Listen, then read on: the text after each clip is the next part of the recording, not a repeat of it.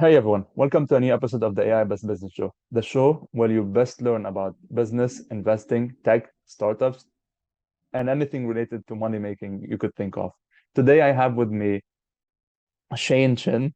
He's one of the great investors in the region, uh, partner and founder of shorooq Partners. I'm so happy to have Shane here with me. Shane, welcome to the show. Thank you. Thank you for having me, Ahmed. Uh, Shane, looking at your bio, you're a person that grew up in Korea, got educated in the US, traveled to China, Canada, worked in New York and San Francisco, and now you're investing in the Middle East. You had all these different journeys, went to different countries, different cultures. I'm wondering how has these different journeys shaped your investing mentality? Like, if we look at all these countries you've been to, different cultures you've seen, what would you say how would you say these journeys Mhm, shaped your mhm. investing mentality? Absolutely, and great question, Ahmed. And first of all, really thank you for having me.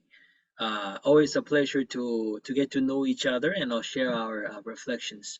So as you mentioned, Ahmed, I grew up in Korea, studied and lived and worked in Canada, U.S., China, a little bit on London. Now investing and living in the Middle East. Right, I've lived in Dubai, Abu Dhabi, and now Riyadh.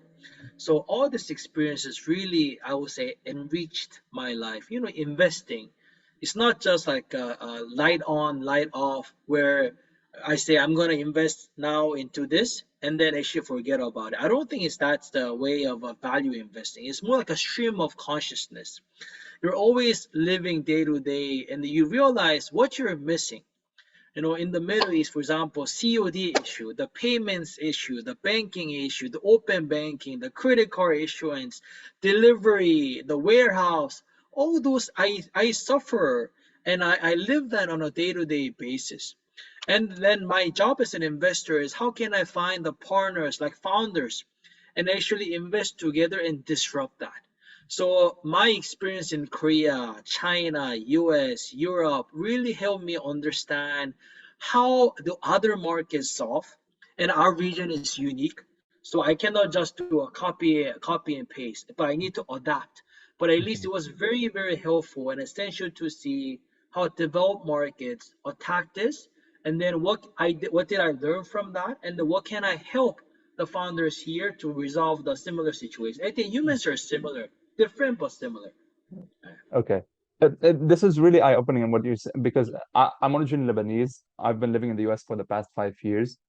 And when I went out and lived in the US, I've seen different cultures, different people, different way people deal with. And so that was really eye-opening for me. And I think this experience of traveling, seeing how different people do business and live their life, act and think about different stuff is really important. Let's go right into shorooq. How did shorooq get formed? Like when you sat with your partner Mahmoud for the first time, Yes. what was the conversation like? What did you guys discuss? So I think the first discussion we had was, what is our favorite Middle East food? So I like a mansaf a lot, and Mahmoud is such a like a Ahmed. I have a very simple principle in life that if I have the right soul partner for like a marriage and family, and Right. then if I also have the right business partner, then you already made it in your life. You just need to Okay. now focus and execute. So my partner Mahmoud, man, he's just a awesome individual. I respect and I really respect every single word he says as a friend, but also as a partner. And we met at the Mubadala subsidiary company Global Foundries, where I was spending time on. And Mahmoud and I were thinking, look, why are we always investing outside of the Middle East? Like we Right. believe the opportunities are in the Middle East, but why are we investing in the US, China, India, Europe, all those markets, but not in the Middle East? And we had a very clear reason because back then we were focused on semiconductor industry and Okay. Mubadala subsidiary company Global Foundries. In the Middle East, we don't have a semiconductor industry. Mm. However, we really felt that the Middle East startup scene was happening, and then we wanted to be part of that journey. And that's why Mahmoud and I said, look, let's not wait too long. let's actually execute and become the leader in this space. We might be early, but at least we don't want to be late. Eh, So that's how we started shorooq in 2016. I moved from San Francisco to Dubai 2017, and last year I moved to Riyadh. And alhamdulillah, now the rest is history. th- what was the thesis you guys agreed on? Like any venture firm, when they sit down, when you Yes, start the firm, you're either all verticals or you're either specific to specific niches, SaaS companies like we see with yes, Craft Ventures, Sequoia invests in everything. Where is Shuruk partner? yes. So it's a great question. We had a few theses that we wanted to really, we used the word play to dominate. Okay, First, we wanted to be the first institutional check on the cap table. okay, We didn't want to be like a Series A, Series B. We knew that there are many, many conservative investors who wanted to take exposure on Series A, but we felt that there is no smart institutional who wanted to lead pre-seed, really, really like seed okay. stage companies. Today, Ahmed, 40% of our first checks are pre-revenue, and we take Wow. tremendous amount of pride on that. Sarwa, Smart Crowd, Pure Harvest, Lean, retail, or all these companies like a pre-revenue. There are many more, like Protinia and whatnot. So we wanted to be the first institutional, sophisticated cap table on the presidency. Second, we became extremely well known with a few investments like Starwa and Pure Harvest. And when we were able to join the Starwa founders really early on, when they were like coming up with the product, when they had a clear vision, but they were just working with the product, right? That we wanted to really join those guys early on, and because we believed in the potential of fintech. Remember, this is 2016, 17, when people were talking about fintech way less than today, like way, Yes. way less. Everyone was talking about e-commerce platform back then. But we knew that the heyday of fintechs that are coming, and we had a thesis and conviction, and that's how we support it. And going forward, we do also have a thesis on certain sectors, right? And we're working hard to dominate those segments at the moment. Okay. You mentioned that you're a very early partner, first institutional check.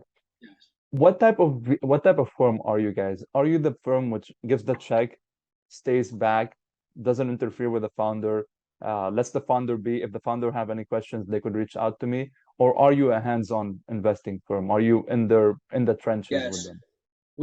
As long as the founders want us to be, this is a very important statement. We want to be as close as possible, Okay, right?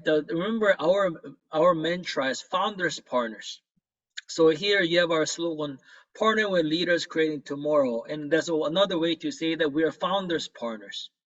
So we want to be the first call, whether good news or bad news, to receive from the founders when they want to share a news.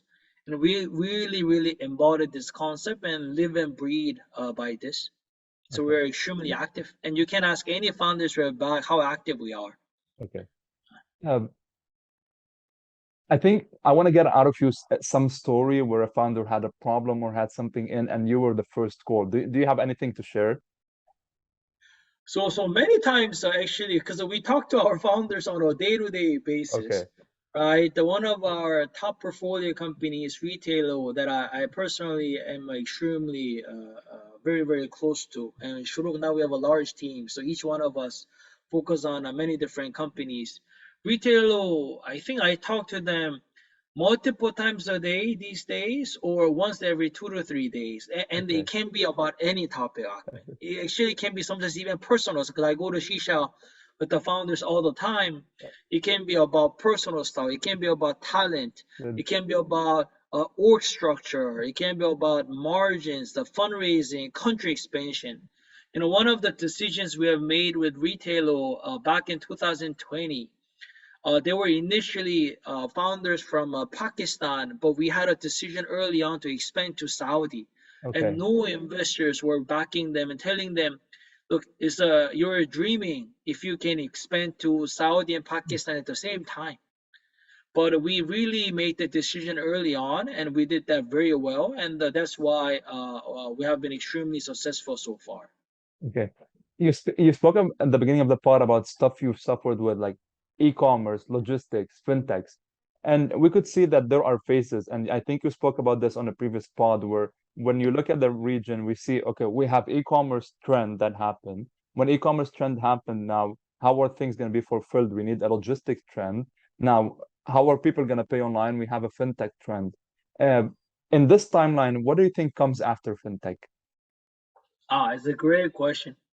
So I'll tell you openly how we're thinking. So I do continue to believe uh, certain segments of fintech are going to be very important. So fintech can mean a lot of things, by the way, Ahmed. These days, everything is fintech. You can be healthcare tech with a payment, it's a fintech. You can be as traditional industry with a payment, it's a fintech. But that's not how I look at it. We look at these days a lot more closely on infrastructure layer of a fintech. So we have company like Lean, which is the leading open banking. We have company like Nimcard, which is the leading credit card issuance. People don't understand how complicated the payment system is just because I can use my debit card all the time. It actually is very, very complicated. Similar for authentication. We have another company that is on the stealth mode, extremely bullish on the KYC slash infrastructure payment side. We have a company like Lendo, which is on the SME lending. And we have a company like Postex, which is logistics fintech. So we continue to be bullish. If you ask me what are next step, we are also very interested. We have been looking at into a lot in gaming. We like gaming space. It's very, very early on, but I believe in the potential of gaming also perhaps because I'm Korean. You know, we have I think more than $50 billion industry in gaming in Korea, Yeah. right? And I believe in the Middle East, the gaming potential. We also are very bullish on blockchain. So we have another fund called 3 Point Capital, led by Kunal and his team, who specialize in Mhm. crypto projects and blockchain. Right? I believe blockchain is evolution of fintech, so it's not too far apart. Yeah. So we're spending a lot of time on gaming and blockchain space, and on all other things like cybersecurity, Right. logistics, delivery, all those stuff. We still do look at it. Okay. Uh, and especially about gaming, I've heard recently. I was a pod on Yazid Busias, and he mentioned that Saudi Arabia, the government released a 3 billion real fund to invest in esports, which I think it shows where the trend is going towards gaming and more of that sort. I in some research, I noticed you guys get over 2,000 companies that pitch to you a year. Three Um, thousand actually. We oh say wow. it's actually more than 3,000 now. Yeah, Uh, Two questions over, and then you invest in 10 only at the end of the year. yeah, yeah, Two questions here. How do you get such a big deal flow? Like, do founders reach out to you on the website? Like, yeah, how do all these founders know, okay, I want to go and partner yeah, with shorooq? yeah. It's like how you reached out to me, right? Okay. So you reached out to me, and I responded, right? And really for the listeners, I really admire Ahmed's perseverance. So that's how I responded, and that we're having this podcast. Many people reach out to us through conferences, through warm referral of other VCs and Okay. founders. That's the best way. If as a founder cannot find a way to reach out to us, that's probably not the best attribute, Mhm. because the VCs like us, we're very visible. Like we're always in conferences, speaking, presenting. We're in events. We have our own events.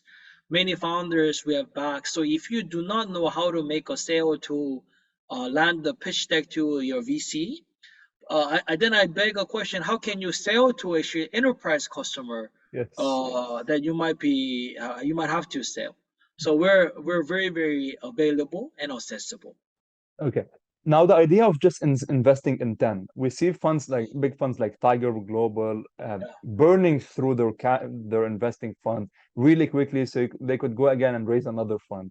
While you're here investing in 10 a year, uh, yeah, why is that? Or like, what's yeah. the principle behind So that? so we believe our strategy is called concentrated seed stage fund strategies. We're not like a Series A funds who only invest in 20 to 25 companies, because we invest much earlier.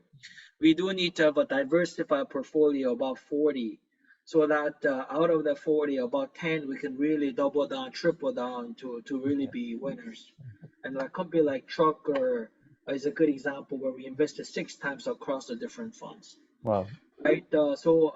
Ahmed, we know what we're good at and what we are also our limitations are. What we're good at is we like to spend time with the founders we love, and we don't have time to work with 100 companies, honestly. We do have time to work with 30 to 40 companies on an extremely hands-on basis, spending as much time as we can, build a strong portfolio, and this is really our style and culture. It's Okay. not, it might not be the right style, but at least it has been working for us. Okay. So basically, you invest in the early stage, and then if you like the company, you're doubling down after each stage. So you keep your Absolutely. okay. And what are your criteria in investing in founders, especially at a very early age? And I want to bring up a story. We know Chris Saka, one of the really great angel investors, invested in Twitter, Uber. He mentions the story of how he invested in the Uber founder, uh, and the story of how he was at his house and he was playing uh, like one sort of a game, and he saw his persistence, and he's like, "That's the type of a founder I want to invest in." What's your criteria to investing in a Yeah. founder? Do you have a checklist when you're sitting with founders or a team? So we actually intentionally don't have the written checklist because I think that makes us too rigid when we Okay. evaluate. Mm. But we have a preference, and it's all conscious and subconscious decisions. So some key things we look for. Let me start with the statement that if any investor can ask this, I think it would be best. I want to back the founders who are let's say, stronger than me and who work harder than me. Now, another way to say that is I want to back the founders who I can work for, Okay. not work with, not I want to back, who I can actually work for. Right, I have a high threshold or high expectations. Right, I went to Wharton. I've always been doing well in my career. So if I can back a founder that I really want to work for, that is already a very high threshold. Okay. And to be honest, I've been failing on this time to time, and I made many mistakes, and sometimes I realize I should not make those mistakes. So it's very important. And second, Ahmed, we like people who really treat their journey as a mission, not a Okay. quick, easy way to make money. I think many people, I mean, we're all doing this to make good wealth, right? But it really shouldn't be about the money because founders, then you might be very happy to become 50 million, $100 million exit, which is huge outcome. Let's be Right. honest, that's huge outcome. But for big funds like us who manage our third fund is $150 million fund in the Wow. seed stage, so we're a big fund. And for us, if you exceed 150 million, and I might have made 5 to 8 million, $5 to 10 million, it's not the best outcome. Okay. So Yeah. we really want to think about how we can address a large market. The founder is extremely passionate and disciplined. Take this as a mission. We're never gonna take no for an answer. We're never gonna give up. We're gonna have to really disrupt for many years, not just a 2 to 5 year thing. So as long as someone has that mentality, then it's already a huge plus. And we look at his articulation, how thoughtful he is, or he or she is. Because we invest in pre-revenue companies a lot, I don't really expect to have revenue, but I need to hear from the founders how they're thinking about building a company. So Okay. if they cannot crystallize or visualize for us, probably we feel it's too early. Okay. Right. So many times when I say the company is too early, they say, "Oh, but you just invested in a company younger than us." Yeah. Yes, that's true factually, but they were a lot more prepared in our view how to build your company.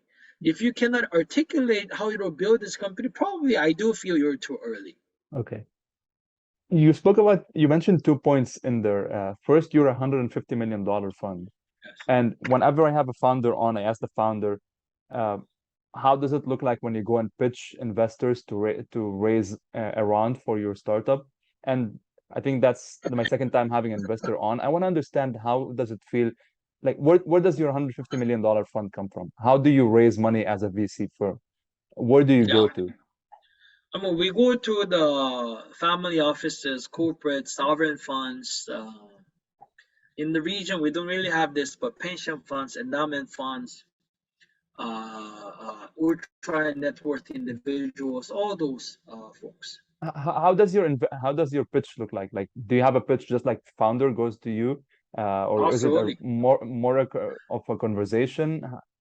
No, no, we do the same pitch. So I always that's why I hope founders also realize how difficult as a VC is to fundraise, Okay. right? The fundraising is a humbling journey Mhm. for everyone. For us to have 50 LPs to our investors, I think we talked to more than 300.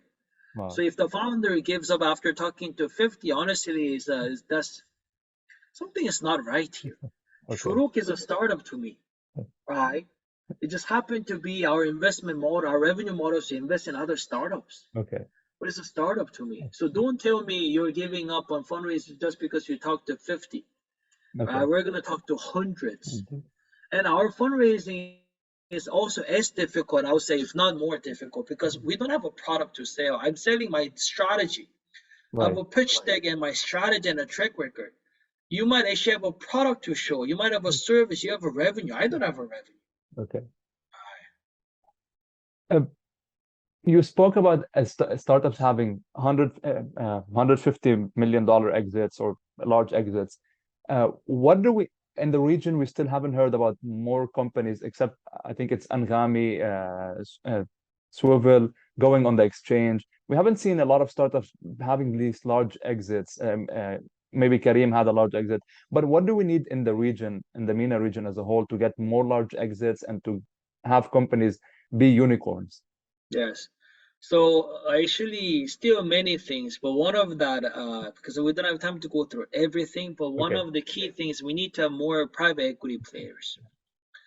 Unlike Korea, unlike the US, we do not have enough private equity players Okay. or significant growth equity players who can give that fuel to become the next steps. Okay. We really don't have that. Okay. If we have look, our friends at STV are the largest fund, right? And they have capital to really focus from Series A and onwards. But we need more diverse set of growth capital who can Okay. put 100 million, 200 million, and also private equity guys who can give that so that the company can become a multi-billion dollar company. Okay. Unless we have that, it's very, very difficult. Okay. And coming to my last two questions, uh, the idea we've seen a lot of companies here at Twitter. On some days they fired Jack Dorsey. Uber they fired Travis at one point. The board fired Travis. What are your thoughts about firing the CEO or the founder of the company? Hmm. So first, we need to remove this negative perception of firing because Okay. at the end, the founders and shareholders, investors, our fiduciary duty is to the company. So the founders' fiduciary duty is to the company. I use this analogy, Ahmed, that not everyone is good at everything. So if you're a founder who were amazing from 0 to 5, 0 to 2, some people might be better to scale than from 2 to 20, 2 to 100. For example, I have a lot of limitations myself, and my partner Mahmoud, he's actually good at everything. But I have a team who is also good at many things, much better than me. Okay. So as a founder, if you and the board, because the board reserve matter, so if you, the founders and the board can decide what is the best path to get to a certain level, and that path is to remove the senior leaders, the management team, there is a good validity, good business reasons why someone should do that. Okay. I don't think it should be emotional decision. It should really be a rational decision, and that there are many ways we can do that also. Good. Okay. Uh, last two questions. You're on the board of Nema Card, Sarwa Tucker. What does it mean to be a board member? What are your day-to-day jobs as a board member? So I used to be on the board for those. Now I Okay. remove myself, but I am on the board for many other companies. Alright, so I have been now on board for 10 companies, if not more. So I have been on the board for many. And to be on the board, really, Ahmed, is to represent your fiduciary duty, and this can vary depends on which board position you represent. I can represent my round, like if I led the seed round and became a board member, I might represent the seed round investors. I might Okay. represent Series A investors. So I'm representing certain duty to the company to make sure their stakeholders' interests are protected, right? So this is a very, very important job and difficult job. I think many people in the region board is inexperienced, right? That's why we really have a huge training to do on how to be efficient board structure, Right. but it's very difficult. And the founders also need to learn that choosing the right board member, honestly, is a very, very important thing. Okay. Don't underestimate choosing the board member because if the shit hits the fan, if you're not doing well, board is the efficiency of the board, efficacy of the board is the most important thing. Okay. Uh, my last question is, let's say you're not an investor now. You don't invest in startups. You're a startup founder. You're a builder. What startup would you be building? Great question. I actually will build a non-sexy business on the recycle management space. Okay. Like you don't have to be sexy fintech just to command high valuation, Right. right? Let's build a sustainable, healthy business in recycling or in renewable energies, something that is massive. This space is massive, and you can do great. You can do great. But let's focus on those and actually build a profitable, sustainable business, and your valuation, your money and wealth will come. But have a Okay. long-term mindset. Here's a question. Would you go and raise money, or would you want to be a kind of what we call a lifestyle business, more bootstrap? So you should raise money if you need to, and Okay. if you believe there's smart capital. Okay. So, because I'm a VC, I really understand the danger of raising money when you don't need to. Okay. And don't, please, like I really tell the founders, don't raise if you don't have to. But raise from the people that you like, raise from the people that you love. Otherwise, don't raise. All right. So that's really my sincere, humble advice I can give. Please feel free to reach out to me. Feel free to reach out to shorooq. Our website is there. My LinkedIn is there. I struggle with LinkedIn messages to be honest, but Good. you know how to reach us, and we're gonna be available. Okay. Uh, Shane, thank you so much for being here. One great episode. I think I have a lot of more questions. Maybe next year when you're free again, we could hit another Amazing. episode and ask more different questions. But sitting with you, understanding how one of the biggest firms in the region Yes. thinks and Yes. invests and thinks about founders is really great. Happy to have you here. I know you mentioned your website. Any last words, any plugins you want to do, feel free No, to do so. no, really, like friends team, we have a humble and long grand vision of building the leading investment powerhouse for the next 40 years. So we're still only at the 5 year mark.